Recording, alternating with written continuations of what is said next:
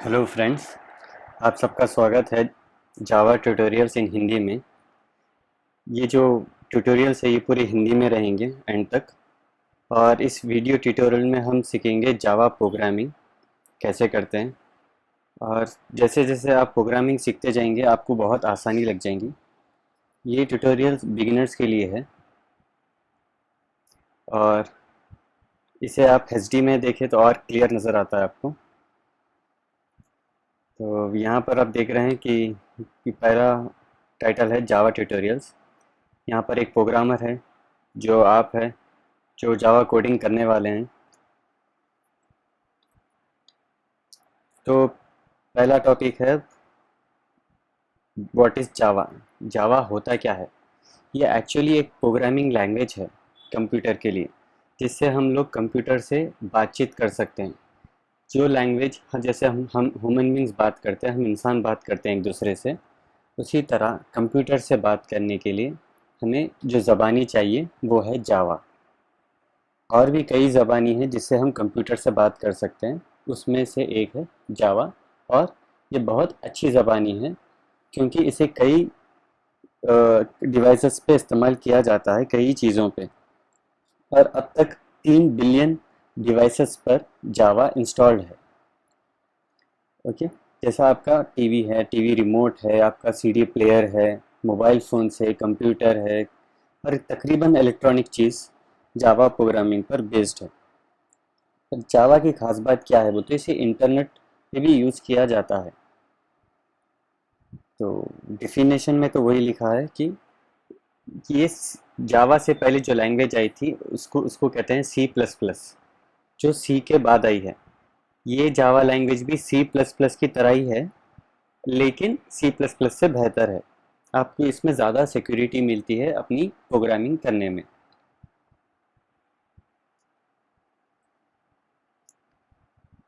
आप जावा से क्या कर सकते हैं?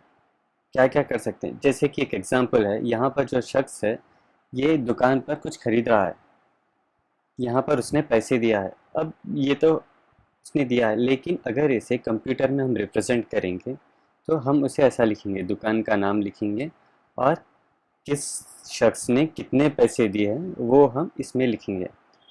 ताकि आप अगर यहाँ पर लिखे तो आप दुनिया के कोई भी कोने पर आप देख सकते हैं कि इस शख्स ने कितने पैसे दिए हैं, कितने की खरीदारी की है इस दुकान पर, और कितने क्या क्या लिया है और कितने पैसे दिया है और कौन सी दुकान पर दिया है। ये कंप्यूटर में हम लोग एंट्री कर सकते हैं। और भी कई चीज़ है, आप अपना मोबाइल फ़ोन में गेम खेल सकते हैं और अपने टीवी का रिमोट चेंज कर सकते हैं। टैबलेट्स है, पीसी है, घड़ी है। तो ये सब सारे चीज़ें हम लोग जावा के थ्रू ही कर सकते हैं। ये जावा हम इंसानों से इंटरेक्ट करता है, बातचीत करता है, और इसे सिखाते भी हम लोग ही है कि कैसे करना चाहिए, क्या चीज़ पर क्या बोलना चाहिए। जो लैंग्वेज हम लोग यूज़ करने वाले हैं जावा लिखने के लिए वो है इंग्लिश। लेकिन ये बहुत सिंपल इंग्लिश है, यहाँ पर आपको ग्रामर की ज़रूरत नहीं है, बिकॉज़ हर इंसान का तरीका अलग है बात करने का। इसलिए जो बेसिक वर्ड्स है वो ही लेकर जावा प्रोग्रामिंग लिखा गया है। अब जो अलग इंसान जो है, अगर ये अलग मुल्क से है और ये अलग शहर से है तो इनों में बातचीत करने में मुश्किल होगी। लेकिन अगर जावा प्रोग्राम बीच में रहा तो ये लोग इजीली आसानी से बात कर सकते हैं। अब जावा के बारे में मालूम करने से पहले उसकी हिस्ट्री क्या है मालूम कर लेनी चाहिए। तो सबसे पहले जो प्रोग्रामिंग लैंग्वेज आई है वो है फोरट्रॉन। ये 1954 से 1957 में चला है। ये प्रोग्राम बहुत ही फेमस हुआ है और इसे बड़े बड़े कंपनीज में इस्तेमाल किया जाता है। उसके बाद 59 में क्या हुआ, कोबॉल बोल के जो प्रोग्राम वो इंट्रोड्यूस किया गया है मार्केट में, और इसमें यहाँ पर बी का मतलब है बिजनेस, और इसे लाया गया है ग्रेस हॉपर से। कहाँ पर? रिमिंगटन रैंड पर। तो इसने कोबॉल डेवलप किया है। ये कई साल तक चला है कोबॉल लैंग्वेज, जो अभी तक भी मशहूर है। उसके बाद आया है 1972 में डेनिस रिची ने, जिसे हम फादर ऑफ सी प्रोग्रामिंग भी कहते हैं। इसने AT&T लैंग्वेज पर सी डेवलप किया है, सी लैंग्वेज, जो मोस्टली जावा सीखने से पहले सी का भी प्रयोग किया जाता है, बिकॉज क्योंकि जावा प्रोग्रामिंग में जो हम लोग जो चीज़ यूज़ करने वाले हैं वो सी लैंग्वेज से ही लिया गया है। जैसे कि ये जो कर्ली ब्रेसेस है, ये हम लोग सी लैंग्वेज से ही लिया है। और थोड़े जो मेथड्स है, इफ एल्स, ये आप आगे पढ़ेंगे कि ये होता क्या है। तो ये चीज़ें भी हम लोग सी लैंग्वेज से लिए हैं जावा प्रोग्रामिंग में।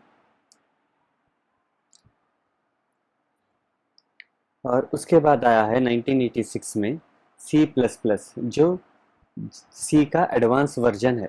और ये क्या है, ऑब्जेक्ट ओरिएंटेड प्रोग्रामिंग है। तो इसे हम उप्स भी कहते हैं। ये ऑब्जेक्ट ओरिएंटेड प्रोग्रामिंग क्या है, ये हम लोग आगे की क्लास में देखेंगे। फिलहाल आप इतना जान लीजिए कि ये सी प्लस प्लस सी से एडवांस है और ये ऑब्जेक्ट ओरिएंटेड है। फिर क्या हुआ, May 23, 1995 में सन माइक्रो सिस्टम्स वाले पहला वर्जन रिलीज करे जावा प्रोग्रामिंग लैंग्वेज। तो ये जो है, जावा से आने से पहले सी प्लस प्लस था, फिर उससे पहले सी था, फिर कोबॉल, फिर फोर्टन। तो इसी तरह से जावा का इतिहास था कि कैसा एक प्रोग्रामिंग लैंग्वेज बनते बनते बनते जावा तक आया है। जावा भी क्या है, सेम उप्स कॉन्सेप्ट पे ही बना हुआ है, लेकिन इसमें सी शार्प से बेहतर है ये कुछ चीज़ों में।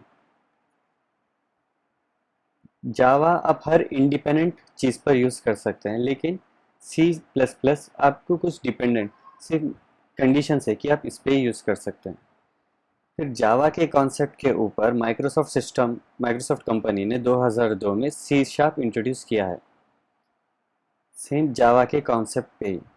लेकिन ये इतना फेमस नहीं हुआ है जितना कि जावा है। जावा, हर दिन जावा पे कई कोडिंग लिखा जाता है और कई सारे डेवलपर्स जावा में आते हैं और इस पर कई सारे जॉब्स हैं। अब फिलहाल जावा जो है 1.1 बिलियन डेस्कटॉप कंप्यूटर्स पर स्टोर्ड है। इतने सारे कंप्यूटर्स में जावा स्टोर्ड है। और 250 मिलियन मोबाइल फ़ोन्स पे जो एंड्रॉयड जावा है आजकल जो लेटेस्ट है, ये भी एंड्रॉयड जावा पर बेस्ड है। इसे गूगल कंपनी ने लिया था अपने ऐप्स डेवलप करने के लिए, जावा को। फिर धीरे धीरे जावा को सन माइक्रो सिस्टम ने खरीद लिया है। तो ये है जावा का इतिहास। जैसा कि हम आपने कहा था कि ये ऑब्जेक्ट ओरिएंटेड लैंग्वेज है। जो जावा है ऑब्जेक्ट ओरिएंटेड है। ये ऑब्जेक्ट ओरिएंटेड होता है क्या है, ऑब्जेक्ट्स का मायने है चीज़। कोई भी चीज़ जो आप देख सकते हैं, महसूस कर सकते हैं, जो फिजिकल रिप्रेजेंटेशन है, उसे कहते हैं ऑब्जेक्ट। जैसे कि ये चेयर है, ये ग्लास है, ये एक हर तरह का ऑब्जेक्ट है। अगर कोई एक घड़ी भी है आपके पास, तो ये भी एक तरीके का ऑब्जेक्ट है। तो जो रिप्रेजेंट है, तो इसे कहते हैं हम ऑब्जेक्ट। लेकिन ऑब्जेक्ट क्रिएट होने से पहले क्लास रिप्रेजेंट होना ज़रूरी है। जब तक कि आपके पास क्लास नहीं है, आपको ऑब्जेक्ट्स रिप्रेजेंट नहीं होता। क्लास क्या है, ब्लूप्रिंट कहते हैं ऑब्जेक्ट का। जैसे कि ये कई सारे चेयर है, इसको बनाने के लिए हम लोग पहले क्या करते हैं, एक ब्लूप्रिंट बनाते हैं।